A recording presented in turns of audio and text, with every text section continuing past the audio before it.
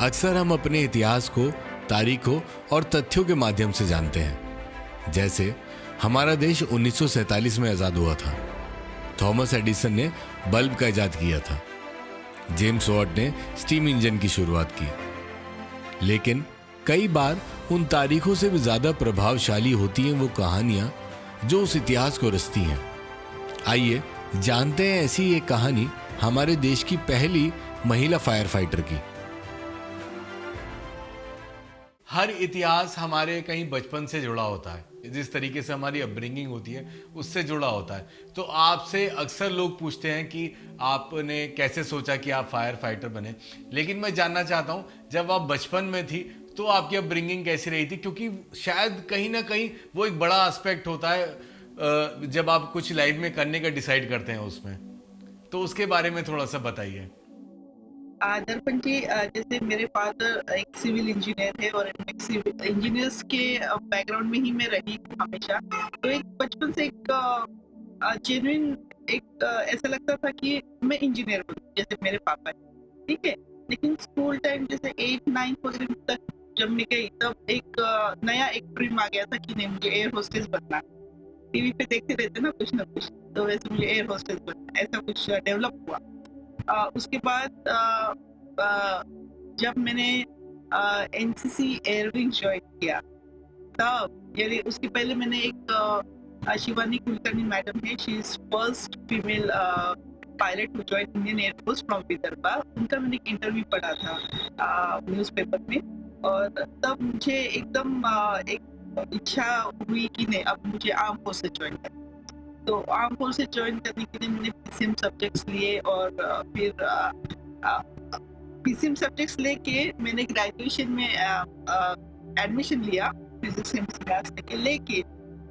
फिर वो भी मैं परस्यू नहीं कर पाई, और मेरे जैसे मेरे फॉर्च्यून में जैसे फायर कॉलेज लिखा हुआ था, तो वो एक एक्सीडेंटली हो गया कि मैंने एनसीसी ज्वाइन किया। एनसीसी ज्वाइन करने के बाद एक यूनिफॉर्म के लिए बहुत ज़्यादा रिस्पेक्ट डेवलप हुआ। उसके बाद आर्म फोर्सेस में ट्राई करते करते I just got to know about national fire service college, और वहाँ पे जब एडवर्टाइजमेंट आया मैंने वो फॉर्म भरा and I so it became it's like accident. तो मैं यहाँ पर पूछना चाहूँगा, भी आपने बताया कि आप दूसरा आर्म फोर्सेस जो ज्वाइन करना चाहती थी वो परस्यू नहीं कर पाई, उसके पीछे क्या कारण रहा? नहीं, I was trying for it. SSB जो एसएसबी के लिए मैंने आई थिंक मैं 2 बार गई थी, और दोनों बार मैं स्क्रीनिंग टेस्ट भी पास की हूँ। जो स्क्रीनिंग टेस्ट रहता है, सबसे बेसिक जो टेस्ट रहता है स्क्रीनिंग टेस्ट था, वो मैं पास नहीं हो पाई। सो आई वाज सो डिस्करेज कि अरे मेरा ये हुआ नहीं। और जो मुझे जो पायलट बनना था, जब मैंने शिवानी कुलकर्णी मैम का इंटरव्यू पढ़ा था, उसके बाद मुझे पायलट बनना है, मुझे ब्लू यूनिफॉर्म पहनना है, मुझे विंग लगाना है। उसके बाद मैंने वो इंटरव्यू में I went for PAT and PAPT test, pilot aptitude and pilot aptitude test जो रहता है, उसके लिए मैं अपेयर हुई, but unfortunately I didn't clear that. और वो लाइफ में आप एक ही बार दे सकते, ठीक है। तो वो एक मेरा सपना था कि मुझे पायलट बनना है, बट वो मैं बन नहीं पाई। मैं बहुत रोई थी, लेकिन फिर मैं आई मूव्ड ऑन कि चलो ठीक है, एयरफोर्स नहीं तो आर्मी से ही। तो फिर मैंने आर्मी के लिए I tried for it, SSB के फॉर्म्स भरे मैंने फिर से आर्मी के लिए, और मैंने अपेयर भी किया, बट जो बेसिक स्क्रीनिंग टेस्ट रहता है वही मैं पास नहीं कर पाई थी। और एसएसबी के काफी चांसेस रहते हैं, तो मैंने कहा ठीक है, मैं नेक्स्ट टाइम फिर से ट्राई करूँ। और इन बिटवीन मेरे एक दोस्त ने मुझे बोला, अरे हर्षनी तुझे वर्दी पहननी है ना, फायर कॉलेज के फॉर्म्स निकले हैं। तो I said okay, fire college को यूनिफॉर्म है, दैट्स ग्रेट। और जाके मैंने फॉर्म खरीदा, और जब मुझे बिल्कुल भी नहीं मालूम था कि वो एक चेंज करूँ। तो मेरे ख्याल से ये एक बहुत इम्पॉर्टेंट मैसेज है कि आपको फेल होना ही आपका एक एंड पॉइंट नहीं हो सकता। आप फेल होकर भी एक चीज़ में फेल होकर आप दूसरी चीज़ में शायद एक इतिहास रच सकते हैं आपकी तरह। तो डिस्करेज नहीं होना चाहिए। हो सकता है वो आपके लिए ना हो। एग्जैक्ट। आप शायद आर्म फोर्सेस में आती तो पहली महिला नहीं बन पाती शायद, जैसे अब आपने एक इतिहास रचा है। आपको पूरा पूरा देश जानता है कि आप देश की पहली वुमेन फायर फाइटर हैं। वो शायद पॉसिबल नहीं हो पाता अगर आप वो एग्जाम क्लियर कर जाती। सो आई एम वेरी हैप्पी। जी। तो इस सब में फैमिली का कैसा सपोर्ट रहा? जैसे मैंने बताया मेरे फादर इंजीनियर है और वो he is very keen about education, तो वो हमें हमेशा सपोर्ट करेंगे नया नया कोर्सेज पढ़ने के लिए। और जब मैं अंडर ग्रेजुएट थी तभी मैं बैंक पीओ बैंक क्लरिकल के फॉर्म्स भरती थी, कि जस्ट कि वो कॉम्पिटिटिव एग्जाम्स के मेरे हाथ हाथ यानी एक प्रैक्टिस होना चाहिए, इसके लिए मैं वो जी। फॉर्म्स भरती थी। और एक इंसिडेंट से, जैसे मेरे भैया इंजीनियर थे और मैं जस्ट बीएससी थी, और तब पापा ने कैट का फॉर्म लाया था, कॉमन एंट्रेंस टेस्ट, जो एमबीए का एंट्रेंस था, जिसमें मुझे बिल्कुल भी इंटरेस्ट नहीं था। मैंने कहा, और भैया के लिए नहीं लाया, मेरे लिए लाया। जबकि उनकी प्रोफेशनल डिग्री थी और उन्होंने वो परस्यू करना चाहिए था। तो पापा ने बोला, पापा मुझे बिल्कुल भी इंटरेस्ट नहीं है और मैं ये कर भी नहीं सकती हूँ, मुझे इंटरेस्ट भी नहीं है, उसके लिए बहुत प्रैक्टिस चाहिए। तो पापा ने बोला, मैंने तुझे बोला कि पास होने के लिए, तो सिर्फ जा, अपीयर हो और व्हाइट का ब्लैक कर। So this was the motivation he gave us during our college time, कि तू सिर्फ जा और तेरे हाथ को सिर्फ वो कॉम्पिटिटिव एग्जाम का प्रैक्टिस होना चाहिए, कि टाइम का ये इम्पोर्टेंस पता चलना चाहिए, नेगेटिव मार्किंग का इम्पोर्टेंस पता चलना चाहिए। और उस हिसाब से फिर मैंने नेशनल फायर सर्विस कॉलेज का तब एंट्रेंस जो था वो यूपीएससी एंट्रेंस था, तो वो मुझे काम काम मिला। तो कहीं ना कहीं बहुत सपोर्टिव रही आपकी पेरेंटिंग जो ऑफ थी। Course, of course, of course. ये तो बात हुई फायर फाइटिंग स्कूल में, कॉलेज में एडमिशन तक की। अब चूंकि आप पहली महिला थी जिसका एडमिशन हुआ था, तो ऑब्वियसली कुछ ना कुछ समस्याएं वहां पर भी रही होंगी, उनके बारे में थोड़ा सा बताइए।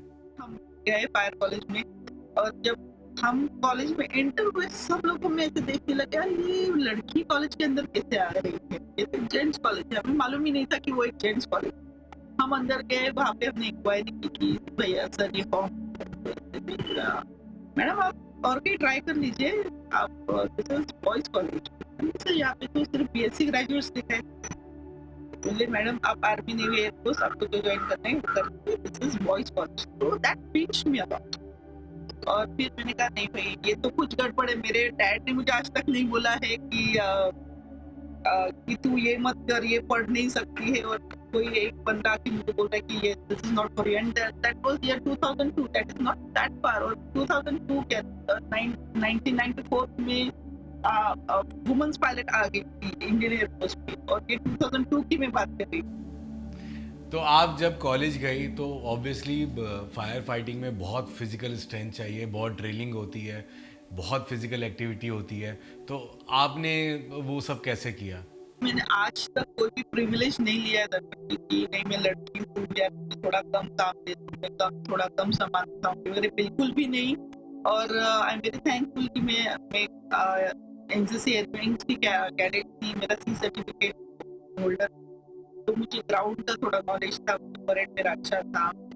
मैं कराटे खेलती थी, बास्केटबॉल खेलती थी, तो मेरा फिजिकल स्ट्रेंथ इतना बुरा नहीं था, तो मुझे उतनी ज़्यादा दिक्कत हुई नहीं कॉलेज में जाके। लेकिन yes, it is a tough course for boys and girls, क्योंकि हेवी इक्विपमेंट्स उठाने हैं आपको, उनके साथ ड्रिल करना है डेली, होस पाइप्स है, लैडर्स है, ये सेट्स है, जी। तब उठाने पड़ते हैं आपको। So yes, it is a tough course, but it was my passion.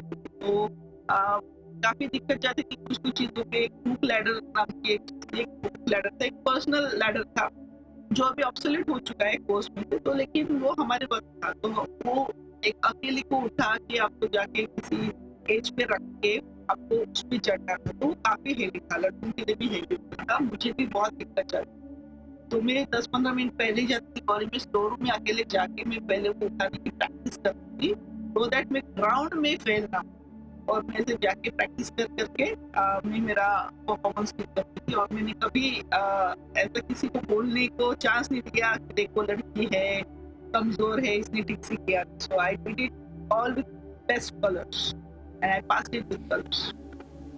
तो आपने कभी ये कोशिश नहीं की, नहीं यार ये मेरे लिए थोड़ा सा आसान होना चाहिए, वो आपने वैसे ही किया जैसे और लोग कर रहे थे? Exactly, and I am very thankful to my ground instructors कि उन्होंने मुझे वैसे ही माहौल दिया कि नहीं, तू लड़का लड़की ऐसा कुछ भी नहीं है, you are just one student of this college, और तुम जितना करने वो तो उल्टा कि मुझसे ज्यादा एक्सपेक्ट करते थे और I am very thankful to them कि उन्होंने मुझे कभी कोई प्रिविलेज दिया नहीं और ना मैं।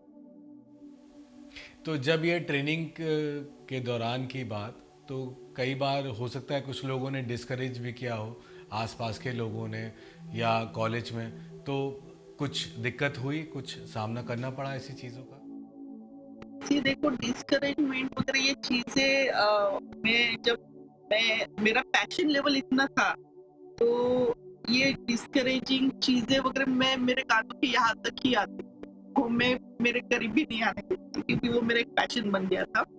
और मेरी फैमिली को एक अलग फैमिली की तरह देखते हैं कि ये बहुत एजुकेटेड फैमिली है, अलग फैमिली है, लड़कियों को अलग से ट्रीट देते हैं। अच्छा, इवन तो जब फर्स्ट टाइम फायर फाइटिंग का जो डांगरी पहन के गई थी, I am so fortunate, I am the first girl who don that uniform, जो फायर फाइटिंग है, जो मैं पहन के गई डांगरी का हेलमेट।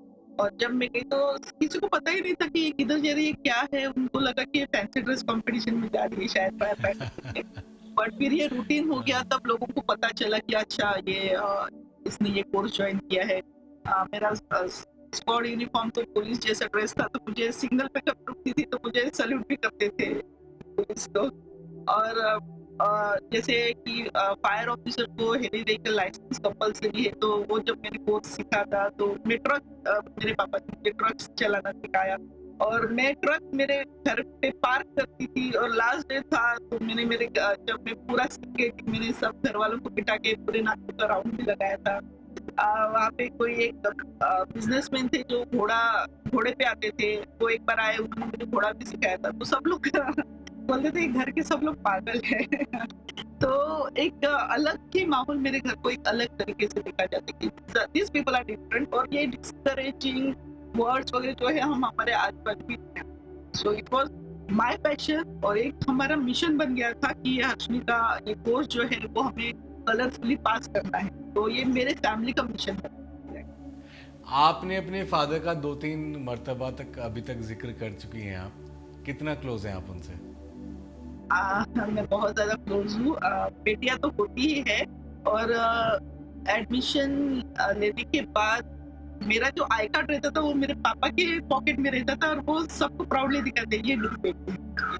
और सुबह जब मैं परेड के लिए जाती थी तो पापा सुबह मेरे लिए दूध गर्म करके ठंडा करके रखते थे, मेरा शू पॉलिश करके ड्रेस प्रेस करके रखते थे। और मैं जब गाड़ी में बैठती थी तो किक मार के देते थे, स्कूटर को बोलते थे बेटा ठीक से जा। कौन इससे ज्यादा क्या कर सकता है। I am speechless for the father. शायद बहुत बड़ा हाथ है उनका आपके इस एग्जैक्टली सफलता के पीछे। एग्जैक्टली। तो मैम, जैसे आप कॉलेज में भी रही, आपने जब अपना पढ़ाई की होगी उस कॉलेज में, तो कभी ऐसी कुछ इस तरीके की इनसिक्योरिटी हुई कि मैं यहाँ पर अकेली महिला हूँ या अकेली लड़की हूँ इस पूरे कॉलेज में? नहीं, इनसिक्योरिटी तो नहीं थी, बट ये मेरे लिए फुल टाइम रिस्पॉन्सिबिलिटी थी कि सब लोग मुझे देख रहे हैं। आई एम द फर्स्ट गर्ल, पहली लड़की का मुझे स्टैंप लग गया था, ये पहली लड़की है, पहली लड़की। तो सबके सीसीटीवी कैमरास मेरे ऊपर है कि ये कोई गलती ना करते, कोई गलती करते तो हमेशा सबकी निगाहें मेरी तरफ रहती थी। तो मुझे बहुत ज्यादा कॉशियस रहना पड़ता था, बहुत ज्यादा रिस्पॉन्सिबिलिटी थी मेरे लिए कि मैं फेल ना हो जाऊँ। इसलिए मैं 3.5 साल का कोर्स था, 3.5 साल में मैं कभी भी लेट नहीं गई हूँ, मैंने कभी भी छुट्टी नहीं ली है, मुझे कभी भी कोई पर्सनल पनिशमेंट भी नहीं मिला। अगर मैं लेट जाऊँ कॉलेज तो सब क्या बोलेंगे, लड़कियां लेट आती। नो वन विल से कि हर्षिनी लेट आई, सब लोग क्या बोलेंगे, ये लड़कियां लेट आती। तो ये लड़कियां ये नहीं कर सकती है, फिर लड़कियां कमजोर होती है, ये मैं कभी भी नहीं सोच सकती। सो उसके लिए मैंने बहुत मेहनत किया कि कभी भी मैं एब्सेंट नहीं रही हूँ, लेट नहीं गई हूँ। I was always very prepared and with passion. तो कहीं ना कहीं आपने उसको एज ए रेस्पॉन्सिबिलिटी लिया, क्योंकि मैं पहली हूँ तो मुझे एक उसी तरीके का एक पाथ आने वाले बच्चों के लिए क्रिएट करना। Exactly. I'm still the first, so it's always been my responsibility. अब मैं बात करूंगा आपकी लाइफ के एक दूसरे बहुत महत्वपूर्ण हिस्से की, जो बाइकिंग है, जिसके थ्रू आपने बताया आप अपने सोलमेट से मिली। थोड़ा सा बाइकिंग के बारे में बताइए, और कैसे फिर आपकी सर से मुलाकात हुई, थोड़ा सा उसके बारे में भी। मेरा एक फेवरेट बाइक था, वो जब 2008 में मैंने खरीदा जब मैं गुजरात में पोस्टेड थी, लेकिन मैं किसी बाइकिंग क्लब का वेट कर रही थी कि मैं तो कोई क्लब ज्वाइन करूँ, मुझे राइड्स पे जाना था। मैं गुजरात में थी, वहाँ पे मुझे ज़्यादा स्कोप नहीं मिला, मैं गाँव में पोस्टेड थी। फिर जब मैं मुंबई में आई, वहाँ पे भी मैं यानी ढूंढ रही थी बाइकिंग क्लब, और फॉर्चुनेटली मैंने एक फेसबुक पे एक क्लब देखा। वहाँ का जो एक फाउंडर था, उसको मैंने हाई किया कि आई लाइक दिस क्लब, तो उन्होंने मुझे रिप्लाई किया, okay do you have a bike.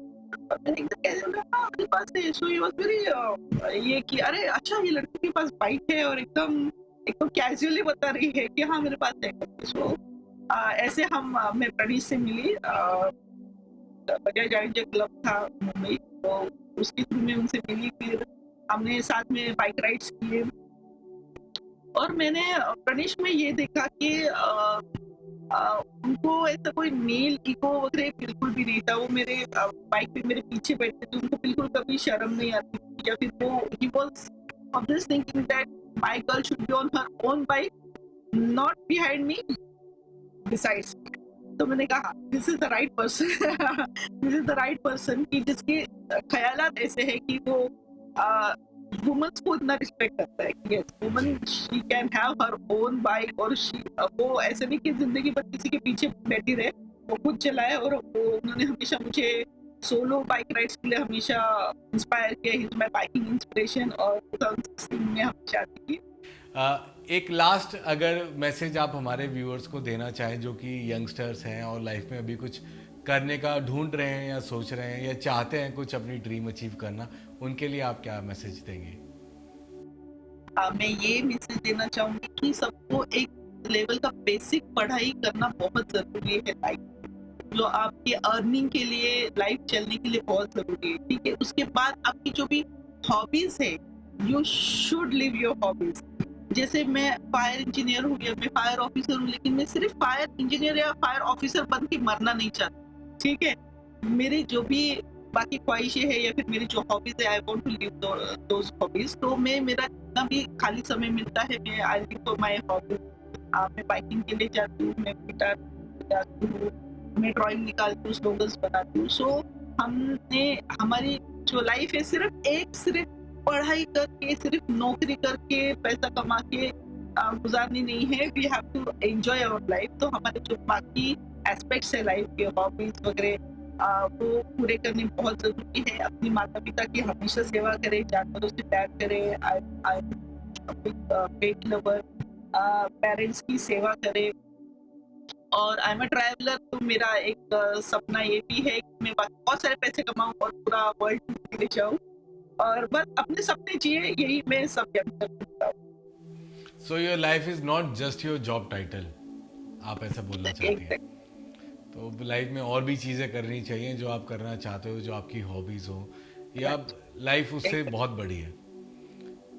बहुत बहुत धन्यवाद मैम, समय निकालने के लिए बहुत बहुत शुक्रिया, और जल्दी आपसे मुलाकात होगी, और तब तक के लिए नमस्कार। We'll go for a bike. Ji ji, we'll go for a bike ride. We'll go for a bike. Thank you. ऐसी और कहानियां देखने के लिए हमारे चैनल को सब्सक्राइब करना मत भूलिएगा। नमस्कार।